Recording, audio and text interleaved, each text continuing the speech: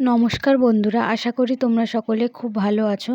আজকে আমি সিম দিয়ে বড়ি দিয়ে একটা রেসিপি করব। তার জন্য আমি এখানে সিমের আঁশ ছাড়িয়ে ভালোভাবে কেটে নিয়েছি, আলুর খোসা ছাড়িয়ে ভালোভাবে কেটে নিয়েছি, সব ভালোভাবে ধুয়ে নিয়েছি।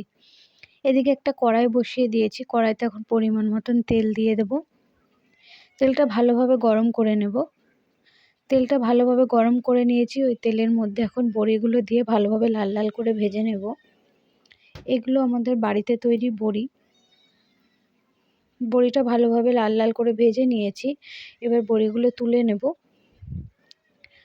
ওই তেলের মধ্যে আলুগুলো দিয়ে আলুগুলোও ভালোভাবে ভেজে নেব। সব আলুগুলো দিয়ে দিয়েছি। এবার হালকা করে একটু নেড়ে চেড়ে নেব।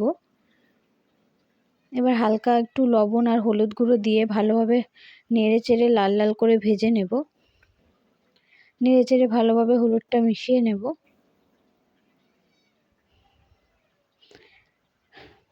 প্রায় আলুটা ভাজা হয়ে এসেছে, আর একটু নেড়ে চেড়ে নিয়ে এবার এর মধ্যে আমি কেটে রাখা সিমগুলো দিয়ে দেব। দিয়ে ভালোভাবে সিমটাও হালকা করে আলুর সাথে একটু ভেজে নেব। সিমটা একটু আলুর সাথে ভেজে নিলে খেতে ভালো লাগবে, ওই জন্য সিমটাও আলুর সাথে হালকা করে ভেজে নিচ্ছি।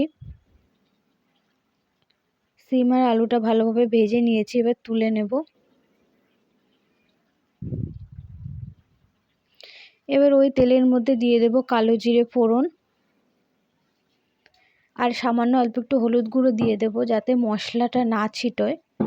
আর এর মধ্যে দিয়ে দিলাম আদা আর কাঁচা লঙ্কা বাটাটা, দিয়ে হালকা করে একটু নেড়ে চেড়ে নিচ্ছি। এবার এর মধ্যে মশলার বাটি ধোয়াটা অল্প একটু জল দিয়ে দেব, তাতে করে মশলাটা ভালোভাবে কষাতে সুবিধা হবে। হালকা একটু নেড়ে চেড়ে নিলাম। এবার এর মধ্যে পরিমাণ মতো লবণ আর হলুদ গুঁড়ো দিয়ে দেব, আর পরিমাণ মতো জিরের গুঁড়ো দিয়ে দেব। দিয়ে ভালোভাবে মশলাটা কষিয়ে নেব।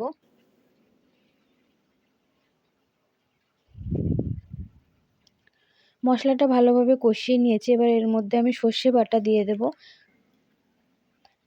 দিয়ে এবার ভালোভাবে একটু নেড়ে চেড়ে মিশিয়ে নেব। হালকা করে একটু নেড়ে চেড়ে নিলাম। এর মধ্যে এবার একটু স্বাদ মতো চিনি দিয়ে দেব। দিয়ে ভালোভাবে আর একটু নেড়ে চেড়ে মিশিয়ে নেব। সর্ষেটা যেহেতু বেশি নাড়লে তিতো হয়ে যেতে পারে, ওই জন্য সর্ষেটা হালকা করে একটু নেড়ে চেড়ে কষিয়ে নিলাম, বেশিক্ষণ ধরে কষালাম না। এবার এর মধ্যে দিয়ে দেব ভেজে রাখা সিম আর আলুগুলো, দিয়ে ভালোভাবে মশলার সাথে একটু কষিয়ে নেব। মশলার সাথে সবজিটা ভালোভাবে কষিয়ে নিলে খেতে খুবই ভালো লাগে। এরকমভাবে বেশ কিছুক্ষণ ধরে মশলার সাথে সবজিটা কষিয়ে নেব। ভালোভাবে সবজির সাথে মশলাটা কষিয়ে নিয়েছি। এবার পরিমাণ মতো জল দিয়ে দেব। জল দিয়ে ভালোভাবে নেড়ে চেড়ে মিশিয়ে নেব।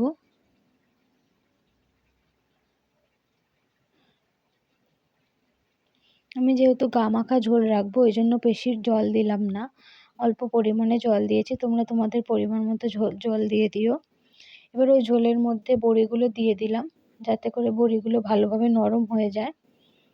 ভালোভাবে ঝোলটা ফুটিয়ে কমিয়ে নিয়েছি। সিমটা আর আলুটা ভালোভাবে সেদ্ধ হয়ে গেছে, বড়িগুলো ফুলে গেছে, কিন্তু বড়িগুলো ভেঙে যায়নি। এরকমভাবে বড়ি গোটা গোটা থাকলে খেতে খুবই ভালো লাগে। এবার এর মধ্যে ধনেপাতা কুচি ছড়িয়ে দেব, দিয়ে ভালোভাবে নেড়েচেড়ে মিশিয়ে নামিয়ে নেব। তোমরা এরকমভাবে বাড়িতে একবার সিম বড়ি দিয়ে তরকারি করে দেখো, খেতে খুবই ভালো লাগে শীতের সময়। আশা করি তোমাদের ভালো লেগেছে। যদি ভালো লাগে তাহলে একটা লাইক করো, শেয়ার করো, আর কমেন্ট করে আমাকে জানিও রেসিপিটা তোমাদের কেমন লেগেছে।